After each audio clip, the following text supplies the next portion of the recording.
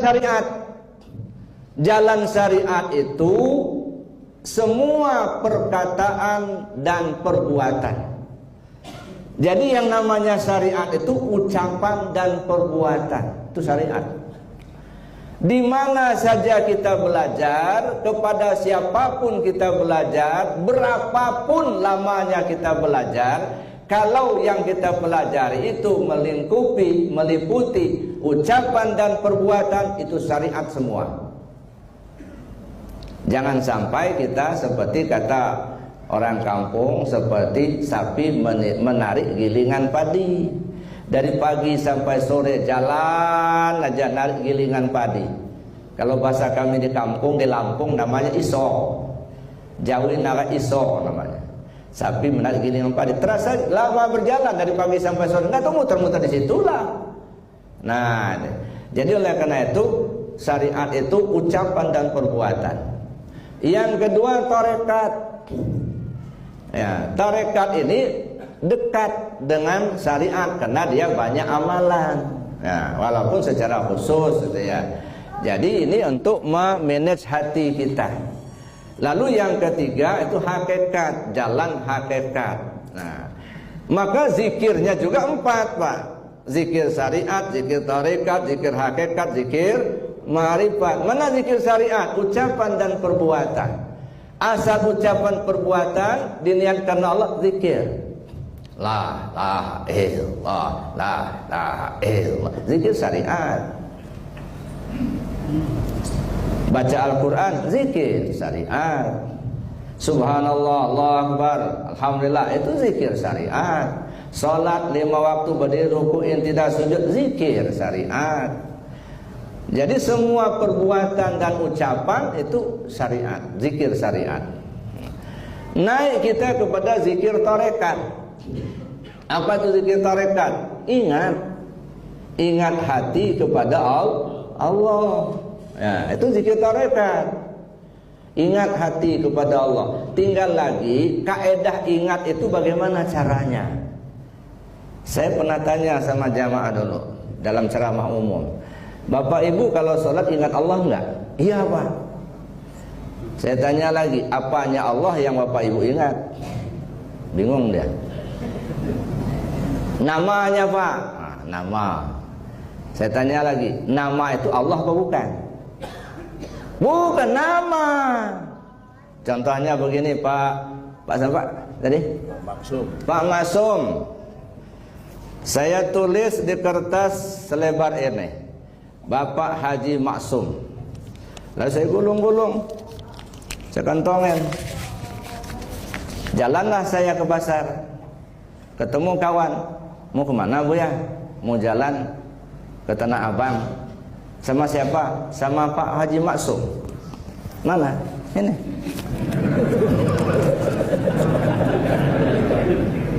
Begitu saya agak kesasar, saya keluarkan, Pak Haji Maksum, kita ini ke kiri apa ke kanan? Kira-kira bisa jawab nggak? Nggak bisa. Tapi kalau saya bersama orang yang bernama Haji Maksum, begitu saya tanya, Pak Haji Maksum, kita ke kiri apa ke kanan? Oh, ke kanan, Bu ya, katanya. Nah, bisa ngomong dia. Jadi yang kita sembah bukan nama, Pak. Zat yang bernama Allah. Maka saya bilang, yang Bapak sembah itu Allah apa namanya? Allahnya, bukan nama, bukan. Itu satu. Saya tanya lagi, kalau itu bukan apa ya? Apanya Allah yang Bapak sembah? Oh, ciptaannya, Pak. Ciptaannya itu Allah apa bukan? Ya bukan. Yang Bapak sembah Allah apa ciptaannya? Allahnya. Nah, ini kan. Jadi artinya kita perlu memahami lebih jauh gitu ya. Jadi ingat, bagaimana kaidah ingat kepada Allah? Kata Rasul sallallahu alaihi wasallam, "Anta'budallah ka'annaka tarahu, fa in lam takun tarahu fa innahu yaraka." Kau sembah Allah seolah kau lihat. Kalaupun kau tak melihatnya, asal kau yakin saja kau dilihat Allah. Maka dua pola untuk menyembah Allah. Pertama, pola seolah melihat, itu polanya arif billah. Yang kedua polanya seolah dilihat, itu polanya abidillah. Jadi ada arif billah, ada abidillah. Kalau abid dia rajin ibadah tapi tidak ma'rifat, tapi kalau orang arif sudah ma'rifat. Nah, ini namanya seolah. Allah itu nggak bisa digambar-gambarkan, dibayang-bayang seperti apa. Nah, tapi begini Bapak Ibu, Bapak-bapak tahu kan cabai itu pedas? Tahu kan? Begitu kita memandang cabai, itu ya, seolah-olah melihat pedas. Seolah-olah melihat pedas. Yang kita pandang cabai, tapi yang kita lihat pedas. Bisa nggak seperti itu? Bisa. Nah, makanya ya ibarat orang ngaca, Pak. Ya. Bapak kalau ngaca, pernah ngaca ya Pak ya? Kalau ngaca, yang dipandang apa Pak? Ya kalau ngaca itu yang dipandang apanya? Nah ini dua pendapat. Wajah diri, ini wajah diri. Ada yang mengatakan cermin. Ada. Yang kita pandang cermin, bukan wajah. Yang kita lihat wajah, nah begitu. Yang dipandang cermin, yang dilihat wajah. Saking asik kita melihat wajah kita di dalam cermin itu, sampai-sampai cerminnya tak terlihat lagi. Nah begitu. Ya dah. Asik maksud kita memandang wajah kita di dalam cermin. Yang kita pandang cermin, yang kita lihat wajah. Begitu kita fokus memandang wajah kita, cermin tak lagi terlihat. Nah kalau sudah begini, baru sampai kita apa yang dikatakan oleh pengusaha sepuh, sayangi orang yang membenci kepadamu. Sahabat, dia nggak melihat cermin lagi Pak. Yang dia lihat yang di dalam cermin. Ini cermin.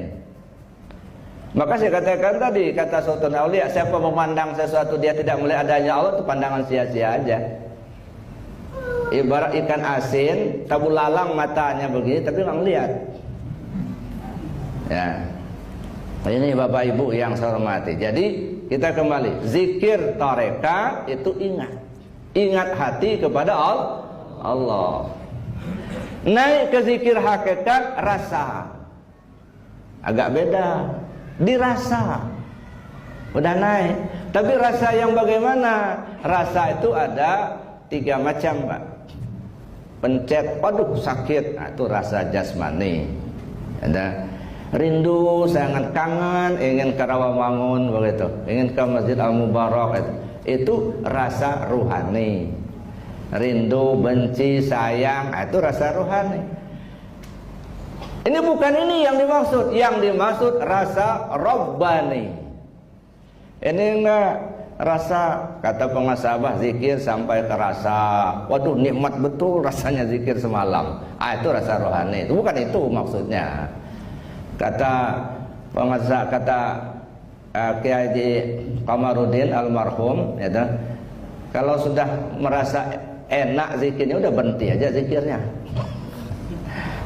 Rasa di sini rasa Rabbani. Apa rasa Rabbani? Wa ma ramaita id ramaita walakinallaha rama. Terjadi peperang Badar, berkecamuk perang, Rasul mengambil segenggam pasir, dilempar ke arah musuh. Begitu dah dilempar, turun ayat, wa ma ramaita id ramaita walakinallaha rama. Bukan kau yang melempar di saat kau melempar tadi, Allah yang melempar. Nah, ini rasa Rabbani. Saya dengan Pak Andika ini umpamanya berburu rusa, sama-sama bawa pelurunya 10 biji. Ya. Pak Andika ini ahli nembak dia. Ya, dia ahli betul kalau nembak itu. Begitu sampai di hutan kelihatan ada rusa, tak langsung jatuh rusa. Satu pelor, satu peluru, satu rusa. Karena dia ahli nembak. Saya yang nggak ngerti nembak, udah dardor, nggak ada yang kena. Waduh, ini Pak Andika sudah dapat 9 ekor ini. Saya nggak ada satupun, karena nggak ahli nembak. Saya mikir gimana caranya, alangkah malunya saya kalau pulang nggak bawa rusa. Lalu kelihatan ada rusa satu, saya bidik dengan senapan saya. Pelornya cuma satu lagi. Saya rasakan bukan Buya Muhammad Rusdi yang nembak ini yang nembak ini Pak Andika, ya. Andika Darmawan yang nembak. Tar, kena rusanya. Bukan saya yang nembak, Pak Andika yang nembak. Paham Bapak maksud saya? Nah, ini namanya dirasa. Ya, nah. Maka saya katakan tadi bahwa la ilaha illallah kalimat tauhid. Yang kita ingin tuju tauhid. Ya, bukan kalimatnya. Kalimat itu namanya kalimat. Sama dengan asyhadu an la ilaha illallah asyhadu anna muhammadar rasulullah, itu kalimat syahadat. Kalimat syahadat artinya kalimat penyaksian. Saya tahu ini meja. Ya, mata saya melihat dan saya ngerti ini meja. Ketika saya melihat meja, kalau dikalimatkan, saya melihat meja. Benar, kenapa benar? Mata saya melihat dan saya ngerti ini meja. Tapi kalau orang buta nggak ngelihat sama sekali, lalu dia ngomong, saya melihat meja, kata, benar apa salah? Ya salah, nggak ngelihat. Saya bersaksi tidak ada Tuhan selain Allah. Saya bersaksi Muhammad utusan Allah. Tahu Allah enggak? Jangan sampai hanya sekedar tahu kalimat syahadatnya tapi tidak bersahadat. Yang kita ingin tuju syahadat. La ilaha illallah tauhid. Yang ingin kita tuju tauhid. Ya, Bapak Ibu yang saya hormati, itu zikir hakikat. Naik lagi ke zikir ma'rifat. Bagaimana zikir ma'rifat? Pandang. Dengan cara pandang. Fa ainama tuwallu fathamma wajhullah. Dimanapun kau memalingkan wajahmu, di situ wajah Allah. Dimanapun kau berpaling, memalingkan wajahmu, di situ wajah Allah. Fa ainama tuwallu fathamma wajhullah. Wajah Allah itu bukan mukanya Allah, bukan, ya. Laisa kamitslihi syai'un. Wajah Allah itu artinya bekas af'alullah. Ini podium, bagus benar ini Pak. Ini ukir. Ini wajah tukang. Ya. Begitu kita melihat podium ini bagus, apa yang terbayang oleh kita? Tukangnya pinter. Pinter ngukir. Ini wajah tukang. Bukan mukanya tukang, bukan. Wajah tukang artinya bekas perbuatan si tukang. Karena kita tahu ini bagus, maka terbayang oleh kita si tukangnya pinter. Makanya dulu ada cerita Jangan Jajan almarhum, gitu ya. Ada seorang ibu ahli betul, dia bikin streaming, ya. Jadi rupanya streaming yang hasil tenunan dia itu dipasanglah di atas meja ruang tamu. Nah rupanya ibu ini meninggal, ya. Nah meninggal dunialah si ibu ini. Lalu kemudian si bapak 3 hari kemudian dia duduk di atas meja. Begitu dia di atas kursi lah maksud saya. Dia duduk di atas kursi itu melihat meja tadi. Meja, di atas meja ada streaming. Begitu dia melihat meja itu, nangis si bapak ini. Nangis dia. Kata si anaknya, cengeng amat si bapak ini. Masa ngeliat meja aja nangis. Nah, apa bedanya bapak dengan anak? Si anak yang dipandang meja, yang dilihat meja. Yang dipandang cermin, yang dilihat cermin. Kalau si bapak enggak, yang dipandangnya streaming, tetapi yang dilihat istrinya. Itu ya. Jadi dipandangnya streaming, tapi yang dilihat istrinya, maka terbayanglah, kata kita terbayang, maka nangislah dia. Nah ini wajah. Fa ainama tuwallu fathamma wajhullah. Oleh karena itu Bapak Ibu yang saya hormati, zikir ma'rifat pandang. Maka zikir ma'rifat itu apa? Tiada huruf yang akan disusun, tiada kata yang akan dirangkai, tiada kalimat yang akan disebut. Terpandang. 4 macam zikir ini terakumulasi di dalam sholat. Di sholat itu ada zikir syariat, ucapan, perbuatan, baca Fatihah, ucapan, ruku, intidal, sujud, perbuatan. Ingat hati ke Allah. Dirasa. Merasa enggak Bapak yang sholat? Nah, atau tidak? Nah, kalau Bapak sholat, Bapak merasa enggak sholat? Kira-kira? Merasa ya? Nah, itu yang sering Pak. Kita merasa kita yang sholat. Padahal dari awal-awal, hayya 'alas shalah, kata si muadzin. Apa jawabnya? La haula wala quwata illa billah. Tiada daya, tiada upaya, tiada kemampuan kita untuk melakukan. Enggak ada daya upaya, Pak. La haula wala quwata. Tiada daya dan upaya melainkan kekuatan dari Allah. Tiada daya upaya, Pak. Tiada kemampuan kita untuk mengerjakan perintah Allah melainkan dengan Allah. Tiada kemampuan kita meninggalkan larangan Allah melainkan dengan Allah. Mengerjakan perintah aktif, meninggalkan larangan pasif. Aktif itu gerak, pasif itu diam. Tiada mampu kita gerak, tiada mampu kita diam melainkan dengan Allah. Udah kita sebut tadi la haula wala quwata illa billah. Lalu berangkatlah kita dari rumah ke masjid, jalan kaki kita. Nah, yang jalan itu siapa? Katanya tidak daya upaya. Bapakkah yang punya kekuatan? Bapakkah yang melihat? Bapakkah yang mendengar? Kalau Bapak yang melihat, dengan apa Bapak melihat? Belinya dari mana? Nanamnya apa bibitnya? Nggak ada. Kalau kita katakan kita yang mendengar, dari mana kita dapat mendengar? Dikasih Allah, kapan dikasih Allah? Jam berapa, hari apa, tanggal berapa, tahun berapa? Nggak pula kita tahu. Kata kita diberi Allah, kapan kita diberi Allah? Kita nggak tahu juga. La haula wala quwata illa billah. Nah, makanya di awal tadi saya sebutkan, man kana yarju liqa'a rabbih falyamal amalan shalihan wala yusyrik bi ibadati rabbi ahada. Siapa orang yang ingin berjumpa dengan Allah, maka hendaklah dia beramal soleh. Jangan persekutukan Allah itu dengan sesuatu apapun juga. Jangan persekutukan. Bersekutu mendua. Ya. Bapak merasa melihat, tetapi Bapak yakin Allah melihat. Dua yang melihat. Apa enggak syirik? Kita yakin kita mendengar. Di satu sisi kita yakin Allah mendengar. Dua yang mendengar. Syirik lagi. Ini yang banyak kita tergelincir, Pak. Ya.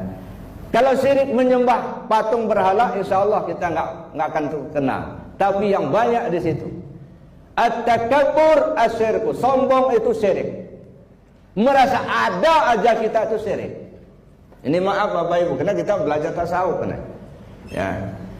Jadi artinya kita kan sudah kita katakan la ilaha illallah. Udah berkali-kali kita katakan la ilaha illallah. 4 kata apa? La ilaha illa Allah. Coba kaji itu. Di mana letak la ilaha illa Allah? Ya. Di diri kita semua itu. Ya. Mudah-mudahan ini bisa kita jelaskan pada masa yang akan datang. Amin Allahumma amin. Bapak Ibu yang saya hormati, kesimpulan dari apa yang saya sampaikan ini, yang pertama kita perlu untuk meluruskan niat kita, tujuan kita hanya ingin kembali kepada Allah. Yang kedua, jangan pernah terpengaruh dengan pemandangan di perjalanan. Nah, banyak orang terpengaruh, Pak, merasa dirinya sudah bisa baca tausul, kasih minum, kemudian sembuh, kayak sudah jadi dukun, bener nih. Dah hebat, cerita ke sana sini. Alhamdulillah, kemarin tuh orang minta ayat tuh sembuh tuh. Merasa bangga, jangan Pak, terhambat. Begitu juga kita sudah zikir, mungkin bangkrut usahanya, mungkin non-job dia kalau di pegawai misalnya, mungkin dagangnya tidak laris, itu pemandangan. Jangan sampai tujuan terhambat, itu pemandangan di perjalanan. Mudah-mudahan kita diselamatkan oleh Allah Subhanahu wa taala. Amin Allahumma amin. Terakhir Bapak Ibu yang saya hormati, kita ikuti maklumat pemuhasabah, ya teh. Apa kata pemuhasabah? Pada seluruh ikhwan di mana saja berada, supaya mempelajari fikih, tauhid dan tasawuf. Untuk apa? Kesempurnaan pelaksanaan amaliyah TKN. Nah, oleh karena itulah maka disimpulkan dalam kalimat la ilaha illallah yang mencerminkan diri kita sendiri. Kenapa? Karena diri kita terdiri dari 4 dimensi diri. Diri kita ini 4 dimensi, Pak. Ada dimensi tubuh, rasakan ada tubuh enggak? Ada. Ada dimensi hati, ada hati enggak? Ada.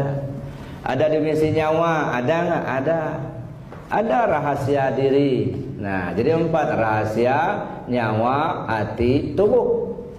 Ada. Nah, kalau kita kalimatkan la ilaha illallah. Jadi sebenarnya makanya banyak-banyak nyebut la ilaha illallah itu. Ya, makanya banyak macam-macam, Pak. Ada yang melihat la ilaha illallah itu dari segi huruf-hurufnya, angka-angkanya, sehingga 165 bagus, itu ya bagus saja lah. Cuman kalau dilihat dari pandangan tasawuf tentu tidak seperti itu. La ilaha illallah 3, ada tubuh, ada hati, ada nyawa, ada rahasia. Hati itu sentral, ya. Jadi tubuh, nyawa, rahasia, ya. Ini dikaji lebih jauh nanti. Mudah-mudahan Allah memberikan petunjuk pada kita semua. Tapi